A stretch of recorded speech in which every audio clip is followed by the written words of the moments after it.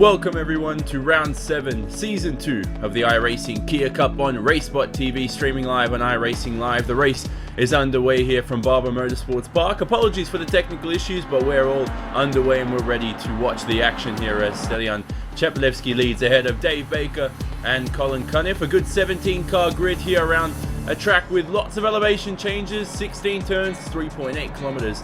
The Barber Motorsports Park is an iconic venue around the USA motorsports history.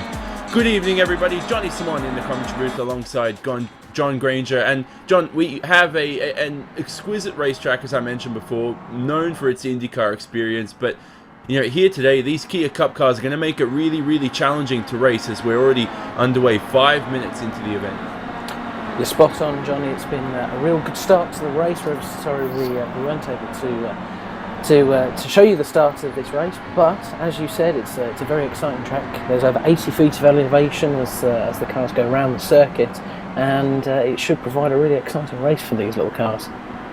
Yes, as we spoke about, Stelian Cheplevsky leads already. He's just wrapping around the final corners of the racetrack. He'll go across the front straight. So this is a sort of a difficult complex now as he sweeps through the first corner looking for the brake markers, but down the order there's a couple other drivers battling. We know Shellback's down there in 5th position. We normally see him up the order too. Smolensky's in 4th position, but good to see Colin Cunniff, a guy there in P3, so he's still fighting and trying to make his way up through the top. But David Baker here is the X factor, John. He's right there slotted in that 2nd position, just needs to sort of reel in Cheplevsky in front, and at the moment he's very far behind. You're right, we've got Baker. He's 1.1 seconds behind Cheplevsky in front, but he is about the same in front of Colin Cunniff behind him. And as we know, moving on to lap number 3 of this motor race, we really are starting to see that the drivers are really just taking it nice and easy. It's a very difficult track as they come now working their way through turn 8, past the museum on the left hand side, up into this very fast chicane at turn 9 and 10. They're trying to take as much curb as they can on each side, trying to feather the rocks on through there to try and just get the extra few miles an hour through that very tough chicane halfway around the lap or so.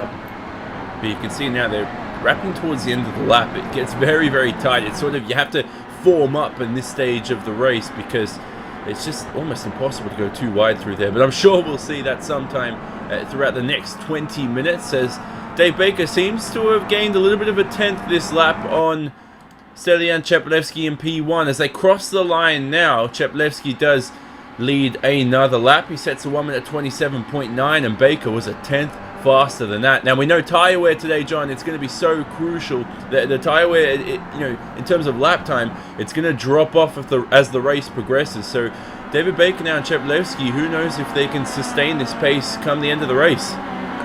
Well, for our viewers that may be watching this and thinking, well, hang on, how is tyre wear going to be an issue in a 25-minute race? When we look at the track temperatures, it's actually quite high today. It's 46 degrees on the track, and also because it's front-wheel drive, because there's a lot of accelerating points, these cars are going to be tuning up those front tyres. And we can see Baker's got the gap down to now just under 1 second, 9.78. Under the 1 second barrier, so maybe he'll be able to start closing as the race is moving into lap 4. Yeah, Benjamin Haxon now coming through turn 9. He's got a lot of cars in front of him. He just can't set up Steve Hefford in front for a pass, but this is where I spoke about they form up through this section of the racetrack, just trying to bide their time and try to set the other driver up for a pass, which will be so critical today as well, as Haxon's starting to drop away from this group. But what about Janowski on Daniel Hunt right now? He's really trying to make his way past. You could almost say he's looking a bit impatient, but you can't really tell, obviously. They are wearing helmets and they are in the virtual environment. But right now, Daniel Hunt seems to be holding up Janowski here. Yeah, you can see now he's trying to pull a move down into turn number 1. They're approaching 200 kilometres an hour, which is about 120 brake at the second meter board down into 3rd gear, and Janowski's managed to get in front of Hefford. Now in front of Hunt. Now Hunt looks to the inside but can't make anything there. It's very tough through turn number 2 and turn number 3 as they come up over the top of the hill into turn 4. It's nearly flat through there as they come down into the left-hander at turn 5. Yeah, it's important now for Hefford, who has to... Oh, is that Haxon having a look? Very far behind, so Hefford's going to continue away, but it's important for Hefford to capitalise on Daniel Hunt really slowing himself down to let Janowski through. And as Hefford still can't make his way past into that 8th position, the battle for the lead sustained around about 9/10 the gap now. Oh, and through turn 7, 8, and 9, Hefford just gets the line wrong, but you can pick it up. That's so crucial here. The camber around the corners on this racetrack, John, it just makes it so much easier. If you make a mistake, you can still recover quite easily. Especially the first half of the lap, we really see that. Now we're approaching this part of the lap where you've talked about where it's very, very difficult to pass. They're doing between about 60 and 90 miles an hour through this section, all the way from turn 11 through to the final corner at T15 as they're going up and down. They're now approaching one of the lowest points of the track, turn number 14, the right-hander, as they're going to sweep into the left at 15 and start lap number 5. Through turn 16, the final corner, Hunt had a great run on Janowski, but now it looks like he's under attack from Steve Hefford into turn 1. The fast sweeping turn 1, Hefford gives a little bit of a tap there, gets his braking all wrong, and he's off the racetrack too. Does that allow Benjamin Haxon a move into P9? No, he's a bit too far behind again as Daniel Hunt trundles away, and he's still maintained that 8th position. You know, it's confusing at this stage of the race, John, whether or not Daniel Hunt is struggling for pace or not, because half the lap he seems to be fast, the other half he's not, as Haxon now has a look, gives Daniel Hunt a tap through turn 7, and then they all maintain position once again. This is incredible racing so far. Here we go, coming down into turn number 7. We have Haxon looking all over the back of Hefford. He can't do anything through here as they now down through the chicane. Behind them we've got obviously Haxon. He's just kind of watching what's going on in front. And we've got Hefford and Hunt really going for it as they work into turn 9 and 10. This very, very fast chicane. Hefford is right under the rear wing of car number 17, Daniel Hunt, but very difficult part of the circuit to pass. Yeah, through turn 12 now, and Hefford's a bit too far behind, but this is the crucial corner of the lap. You know, you can gain a lot of time around here, and you can lose a lot of time at the same time, you could say, as Hefford right now is taking a very tight line through the final section of the racetrack. Janowski's broken away from this group a little bit, so this has helped Julian Janowski, but can Steve Hefford set up Daniel Hunt maybe into turn 7 again? That's a crucial point to look at here, or even into or through turn 6 too. So Hefford there missed the apex slightly into the first corner. He needs to recover well because Haxon behind is looking to capitalize. Laura Bond in P11, she's just not really onto the back of this pack, so Haxon's got a bit of breathing room for himself as he gets a great run here on Steve Hefford, setting himself up the inside. Hefford breaks very deep, gives himself some room, and he will continue away. And this track is so wide, John, it just allows that kind of racing to outbrake yourself and still maintain the traction around the outside. 45 feet track width as they drop down into turn 8 for the 7th time in this motor race. We're very quickly coming up to halfway through. And talking of Janowski, we just mentioned he's managed to pull 9/10 on Daniel Hunt just behind him, who's currently lining 8. And Janowski's got about 3.5 seconds to Balfour and Schellenbach in front. They're having a nice little battle for P5 at the moment as they work now into turn number 12 as they climb up the hill and then down back again into 13 and 14. Oh, Schellenbach here gives Smolensky a tap, and look at that, they continue away with 14 minutes and 40 seconds remaining, but Schellenbach has a great run, and look at Smolensky aggressively defending. He was not happy with that little tap, also bumping Schellenbach into turn 1, so these two, some big bad blood here over the course of the final lap. And Smolensky continues away in the 4th position. Schellenbach just needs to get a great run out of here. And turn 5 is a big option. That sort of evolved throughout this event. That turn 5 is a better overtaking spot than maybe that tight turn 7. So here we go into that 5th corner. And Schellenbach under braking. Oh, changes his line. That could have confused Balfour a little bit. But he turns into the corner. And he still can't set up Smolensky. So he tucks into the slipstream again. But he just can't get past, so this is maybe where he needs to use some of that bad blood tactics to maybe bump him out of the way if he can't do it, but Smolensky already was not happy with that last time around.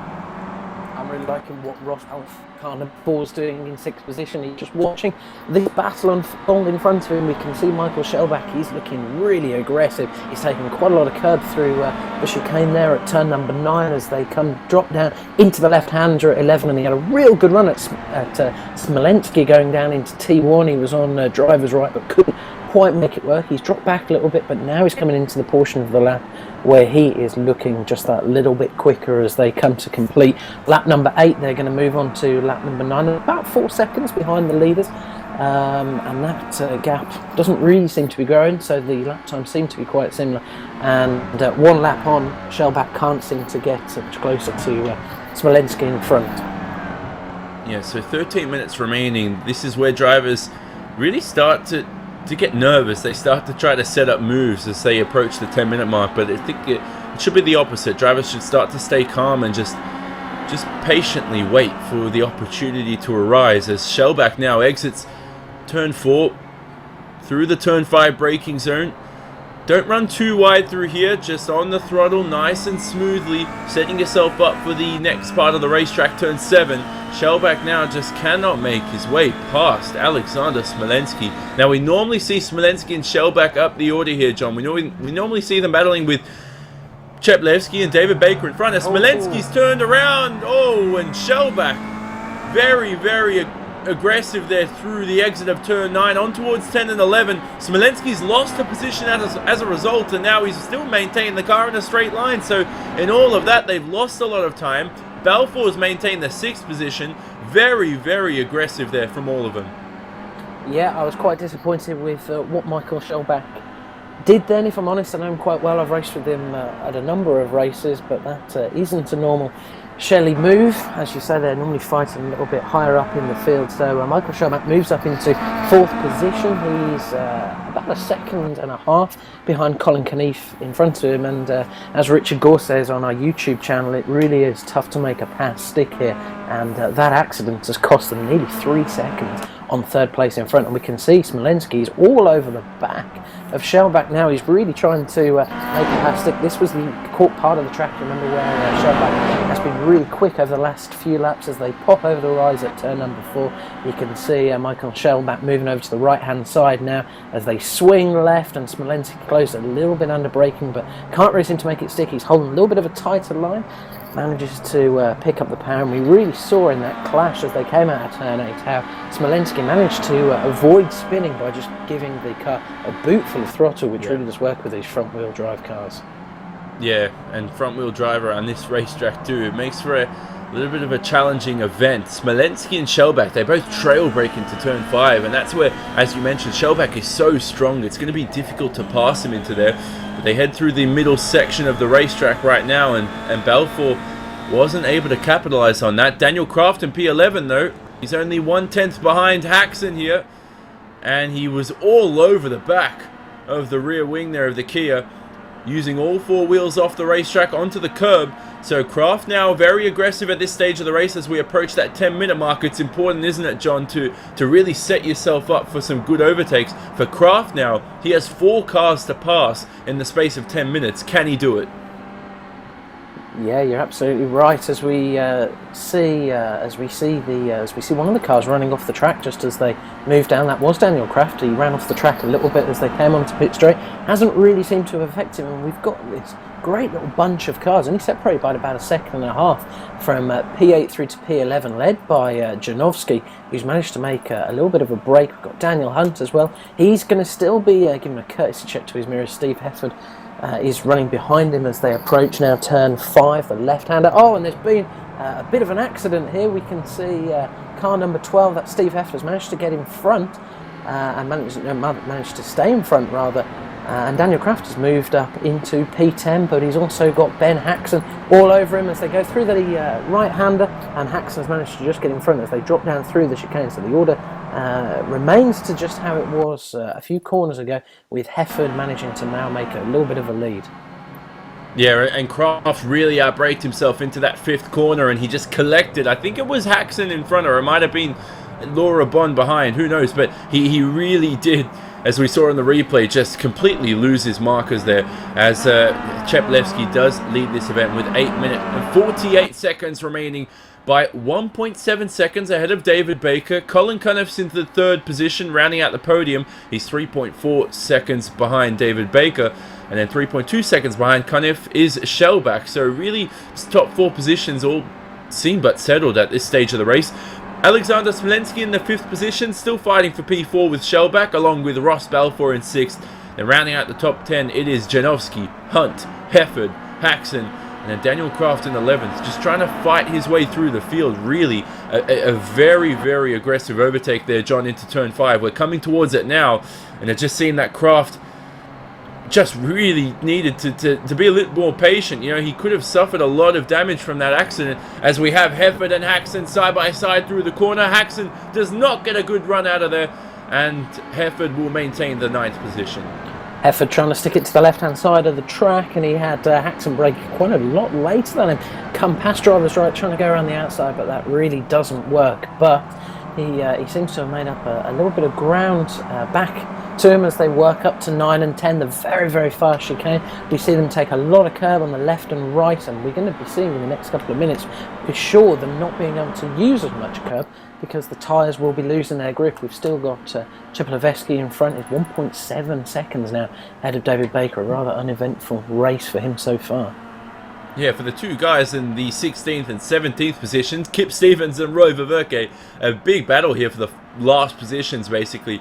Really just swapping positions on the racetrack, just trying to fight for pride, basically, at this stage of the race, as they have fallen down 28 seconds away from Stelian Chepolevsky in the lead. Ververke having a look here at Stevens. They're just trundling away through the final corners, and Ververke now up into the 16th position. Straightforward pass for him. But as Chepolevsky does lead by 1.7 seconds, I think, as I said before, John, I think the race is all but over for the top 4 right now, or for the top 3 at least. Shellback, though, still has to defend from Smolenski and Balfour behind. A very aggressive Smolenski and Balfour after the way Shellback made his route through the field. 6 minutes and 30 seconds to go in this motor race, and as you say, we've got Michael Shellback. He's managed to pull out a little bit of front of Smolenski. He's got Ross Balfour all over the back of him as they now turn through the left-hander at turn number 5 on lap number 13. We're expecting them to do somewhere in the region of 16 to 17 laps, so expecting on 3 to 4 laps of this action. But as you say, the top 3 positions for sure seem to be nicely sorted. As we approach 6 minutes remaining in this event, you know, we spoke about tyre wear too. The lap times right now, 1 minute 28.8 for our leader last time around. As we look at battle here between Daniel Kraft and Benjamin Haxon. Kraft making his way up into the top 10. So finally now Daniel Kraft making his way through the field as we head through the final corners of the racetrack. You know, Kraft now has a few options for himself, John. He can set up Hefford possibly into turn 1, but turn 5 is an option if you can get him offline there and then make the pass into 7. After that, there's really no other good overtaking spots unless you reach the final corner of the racetrack. Yeah, you're right. We see Ben Haxon trying to get nice and close as they work through the last corner of the track on lap number 13. Lap now 14 for Ben Haxon. He's aiming at that at Dan Kraft just in front of him as they brake now at the second, down into 3rd gear through this left-hander. And we're going to see this part of the track now, especially where Haxon has been particularly strong. We see him starting to close up on Daniel Kraft just in front of him. But as you mentioned, this tyre wear, it's really starting to, we can see it's starting to affect the cars. It's starting to move around a lot as they brake. And he manages to move up the inside. Yeah, Haxon right now side by side with Kraft. That was hair raising through 7, 8 and 9. Through turn 10 now. Oh, Kraft gives him a tap, but they both off the racetrack. Haxon into the wall. And oh dear me, his race is certainly over there. A damaged Kia Cup car. He is out of the event. Daniel Kraft, though, he is also off the racetrack, and he's just sort of trundling away now with a lot of damage. That was always going to end in disaster right there through turn 10. And now for Daniel Kraft and Benjamin Haxon, a promising race for the both of them is all but over, John. And it just seemed that the aggressiveness from both of them really wanting those positions. And it was always going to be inevitable to have contact through that fast sweeping corner. Yeah, we can see part of the car on both sides for Daniel Kraft around the driver's door area has been well pushed in the car, starting to move around quite a lot on the straights. Daniel Kraft has dropped down to P14 when we consider he was well up into the top 10. And Laura Bond now enters the top 10. How about that? So She's made her way up through the field. Jay Adji there in 11th, only 8 tenths behind, so there's a possibility for Jay Adji to make his way up into the top 10 on the racetrack. But Cheplevsky still leads easily. David Baker second, Cunniff third. Shellback's maintain the 4th position, as we would have expected through Shellback's experience, but Smolensky is a tough cookie to break, and he was broken a little bit today, but a bit of some nice contact there by Shellback to make his way through. Here's Hefford right onto the back of Daniel Hunt. Battle here for P8 and P9 as Hefford tries to set up Daniel Hunt through. Oh, I was going to say, there's almost a bit of contact between the two, but they give each other space. And Steve Hefford makes his way up into the 8th position, but Hunt goes for the switchback and through the final corners of the racetrack through turn 14 and 15. Hunt right now has maintained that 8th position. Some nice tactics there from Daniel Hunt, just very smart, waited patiently for Hefford to make his way through, and now Hefford's really trying to bide his time, find a way through on Daniel Hunt. Can he force his way through turn 1? He can't, as Hunt under braking will have a very tight line. Hefford though misses the apex, and they'll form up through the 2nd corner. Hefford brakes deep, tries to go for the switchback this time around, uses Daniel Hunt's tactics on the man himself as they head towards turn 3 and turn 4. Now the turn 5 braking zone here, John, is oh so important for Steve Hefford to make sure he brakes late and trail brakes into the corner. We see Daniel Hunt, he's going really defensive, he's got Hefford breathing all over him as Daniel Hunt runs a little bit wide and Hefford manages to move up onto driver's left, and they're nearly equal, and but Hunt manages to just get in front as they drop down the hill now into T7. So Laura Bonds joined this battle behind, as well as Jay Adji. So the battle for P8 to P11, basically, this group here, as Hunt still maintains that 8th position. So if Hefford can set up Hunt once again through turns 10 and 11, then 12 and 13, it'll be oh so important, as we have 1 minute and 25 seconds remaining in this event. We'll see if Hefford right now can set himself up. Oh no, he's completely butchered this complex of the racetrack, and here's Laura Bond having a look at P9, but she's a bit too far behind through the final section of the racetrack.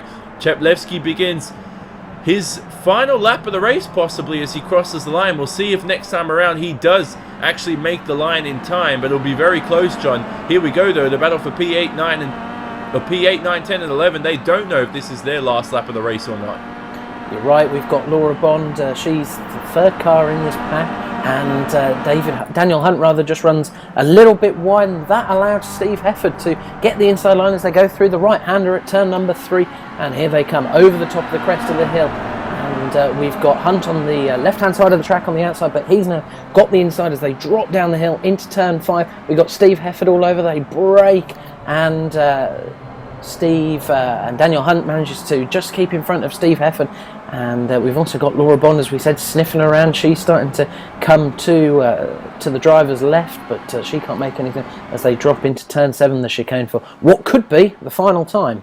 Yeah, it is indeed the final lap as Cheplevsky now rounds the final corners. Only 7 seconds remaining. He will not continue for another lap this time around, and he will most likely take the win if he can get these final corners right. Very slow and very cautious, but Stelian Cheplevsky has driven a phenomenal race for the 1st position, and he will take the win here, week 7 of the Kia Cup at iRacing. Cheplevsky wins at Barber Motorsports Park. David Baker behind claims the 2nd position on the racetrack, and then Colin Cunniff, a well-deserved podium for Colin Cunniff there in the 3rd position. Behind, we wait 3 seconds for Michael Shellback, who crosses the line in 4th. Then it is Smolensky and Balfour coming home in 5th and 6th. The battle there for P8, 9 and 10. It seems Janowski is going to come home in 7th. Hunt in P8. And then Hefford and Bond round out the top 10. Jay Adji comes home in 11th. So great fight there down the order, John. But in the end, Daniel Kraft capitalizes. But you mustn't take it away from Cheplevsky, who maintained all the pressure of maintaining tire life around this circuit at Barber Motorsports Park. And it just seemed today it was going to be a challenging race to make your way past on drivers. And we saw the rate of attrition was a little bit higher than usual, which is unusual to say in these Kia Cup cars. but it really was a breathless race. And we saw on the final lap, Chetleveski was about 2 seconds slower, so we really saw he was starting to take that nice and easy. That allowed David Baker to close within 0.7 of a second, but that wasn't really the result for the race. We saw he was about 2 to 3 seconds. David Baker, he drove a very, very clean race, couldn't have done anything better, but comes home second. That's a pretty good conversion. He started second and finished second.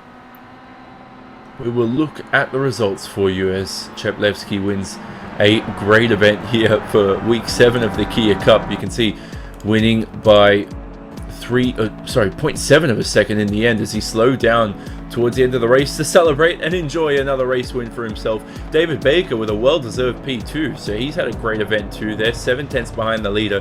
You can see down the order, Cunniff rounds out the podium, Shellback, Smolensky in P4 and 5, Ross Balfour comes home in the 6th position. Janowski had a quiet race in P7, and then Daniel Hunt making his way up through the field. Well, he did start in P8, but he had to have a lot of fights with Steve Hefford, who finished in 9th, as well as Laura Bond in 10th. And down the order, Jay Adji 11th. You can see a few names who made their way up through the field. It was more or less people dropping their way through rather than people making their way up through the field here, John. But for Daniel Kraft, very aggressive with Benjamin Haxon.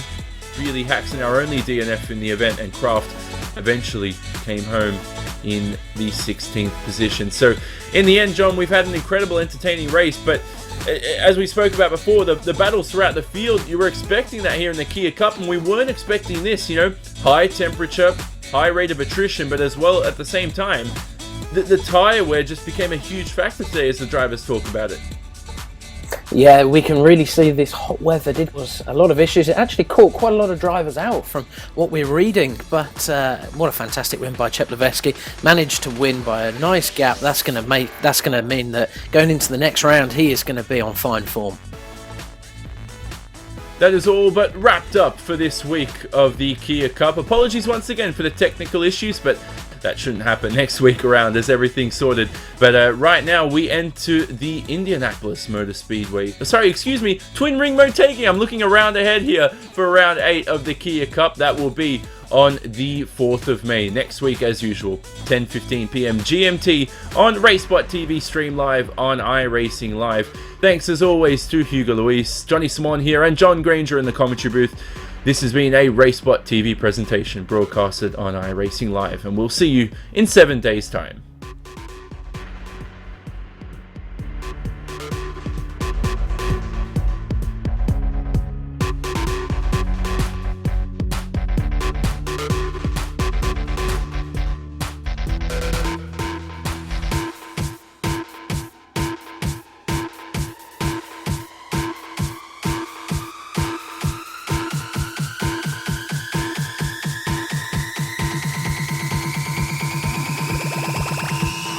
And I would like to